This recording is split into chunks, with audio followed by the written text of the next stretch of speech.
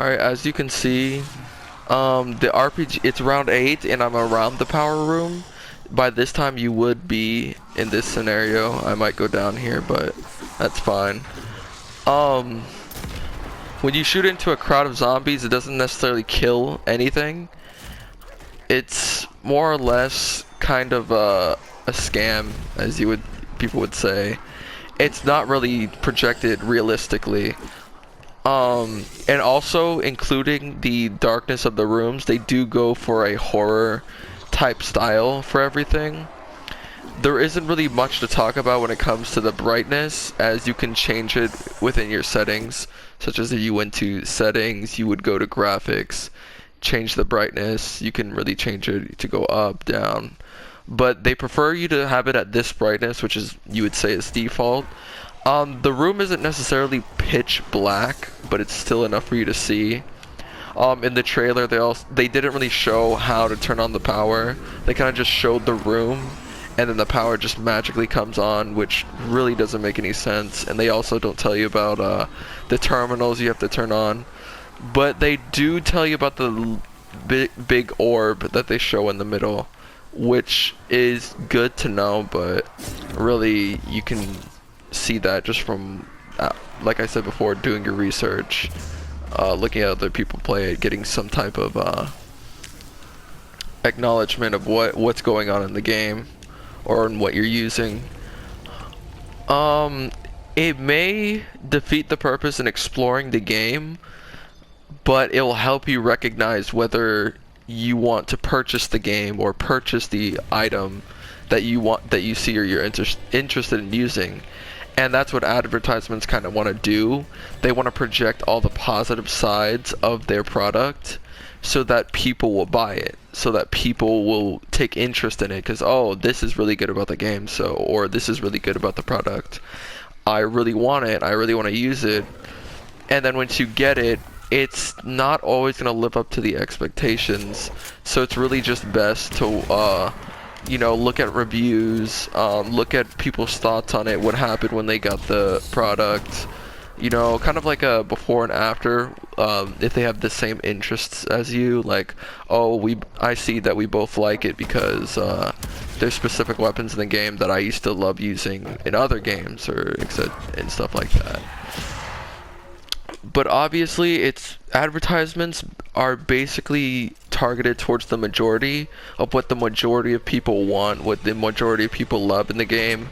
As you can see, I'm hitting the box, which would give me a random weapon. It doesn't guarantee that special weapon that they show in the trailer. The weapon itself, I could easily get it, but it's not gonna be the way they show you in the game, because it takes a bit of RNG, which is a random numbers generator, which will randomly select whether you get said weapon or not. There's a lot of things in this game that they don't show you for the purpose of exploration. They want you to explore their game. They don't want to tell you everything that happens in the game, which is really good for games like these, and could also be really bad for games like these, because people don't know what to expect. People don't know what they're getting themselves into when they pay for this game.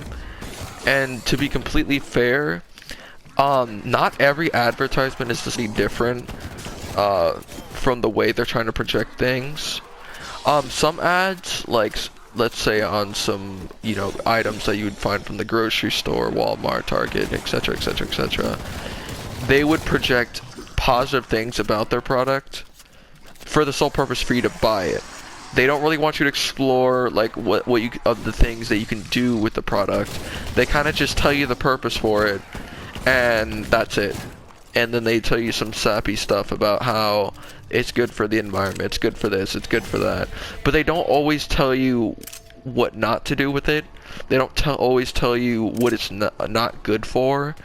They kind of just leave a blank, and once you figure out, oh, it's not good after a certain amount of time, or it's not good after doing this, even though it's made for this, It really just depends on the advertisement. I'm only taking Call of Duty as an example because I have the item. I know how I felt before I bought this game, and I seen the trailer and everything, so I know what's realistic about the game and what's not realistic about the game.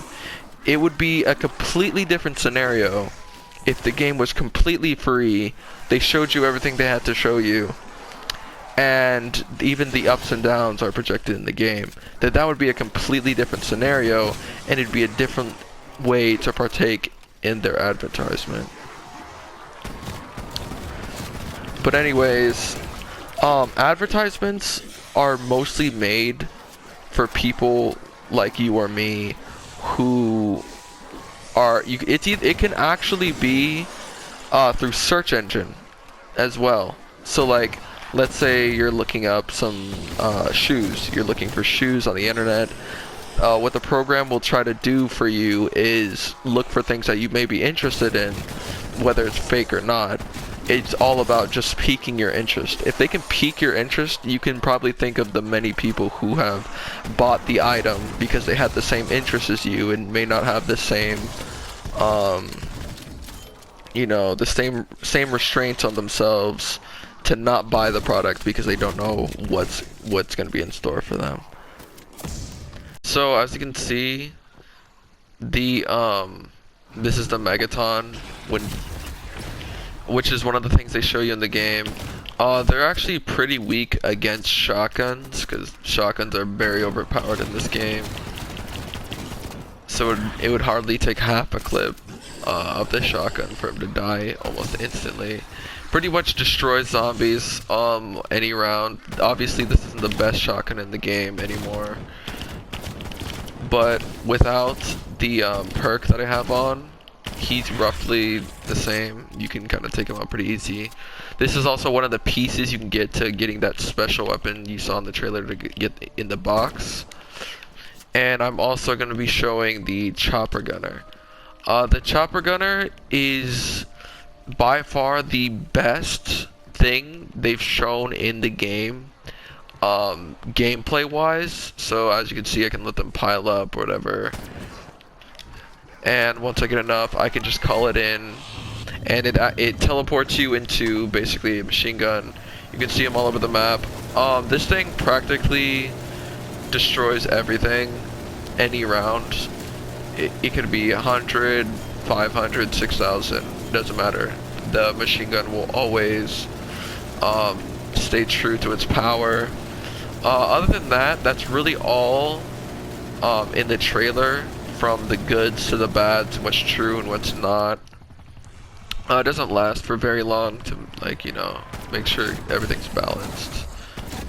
Keyword balanced, in which everything isn't always going to be balanced in this game, which could be said for the multiplayer, but this is only for the trailer of the zombies version.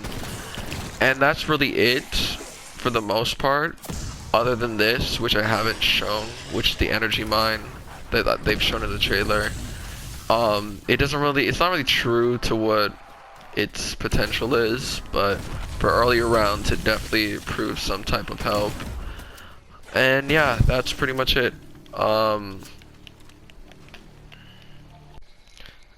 So the next thing that they showed you was the grenade launcher, which is this thing, which is also something they actually project really well in the trailer. It does do a lot of damage. This thing is really good. This is one of the things they show you that are true to what they show. It's actually one of the most accurate representations on how this thing works. Obviously it may not show you like an ammo capacity as they would in the game, as you can see, but the damage output and everything about it, it's actually one of the best streaks in the entire game to get, depending on how much you get from it, which it costs the blue salvage in order to get. Other than that, the chopper gunner, which is the next thing I'm going to show, is the last thing that's more accurate to what the ad shows you.